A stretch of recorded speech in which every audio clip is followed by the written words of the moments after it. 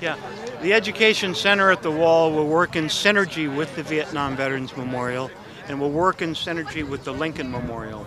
They will all work together to put together a visitor's experience that'll be profound, significant, educational, and brilliant. Basically, as you walk into the visitor center, you will see the Lincoln Memorial. You'll know you are near the Vietnam Memorial. You will start seeing the photographs, the items left at the wall, and you'll start hearing the music. And this is going to be an amazing psychological experience. And at the end of your visit here, what will happen is you'll get a chance to get a dog tag. If you go back to your local communities and do 4 hours of work, 4 hours of work, that's all you need to do. And if you do that, you get to keep the dog tag. So everybody who died in these wars will be remembered in their local communities by people doing nice things.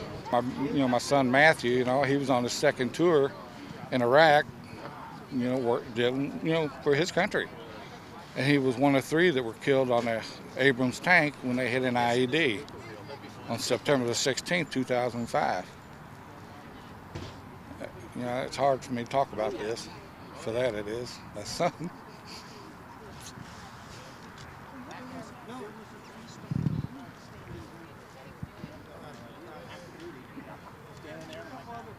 The toughest part of my job as Secretary of Defense is having to write the notes to the families of those who have lost a loved one.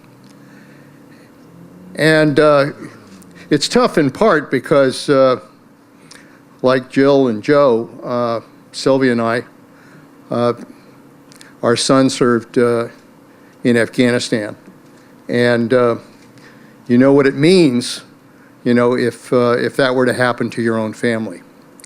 And so it's always difficult for me to be able to find the words to comfort families. But the one thing that I often try to include is that I know that their loved one loved them and loved the United States of America and gave their life for everything they loved. And that makes them forever American heroes. My son was killed. He switched out with another senior captain who wanted to stay back and take care of some other business. And so when people learned that my son had been killed, they said, "What do you mean Captain Melton was killed? His name was not on the list for the convoy." So my son said he would rather die for someone who was married, and he did. So he switched out. So my son is a hero. Not only did he put his life on the line for the country, but for a fellow officer. He switched out.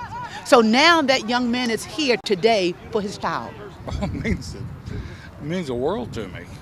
I'm even going to be part of it. All veterans, I challenge all veterans to tell their story. And say, come on, veterans, let's do this. Tell your story so people can remember you. And there's a lot of people that don't remember these names on this wall. But we need to get the people that did know them so they can tell their story for them. If their families are gone, so many of us are dying every day. What happened to your brother? Well, they was on a minesweeping mission that morning, and they took a B-40 rocket in the side of their armored personnel carrier, and he was the only one to survive the attack. He was unconscious for 3 days. They evacuated him to Japan, and then they sent him to Walter Reed Army Hospital from there when they had him stabilized, and he was in a wheelchair, paralyzed from the chest on down for the rest of his life. And he was, he made the best of his life. He enjoyed his life, and he did the best he could, but he died of his injuries. The Department of Defense, they agreed that he met the criteria to be on this wall. Over the past decade of war, a new generation of Americans has answered the call to fight for their country and to sacrifice on foreign soil.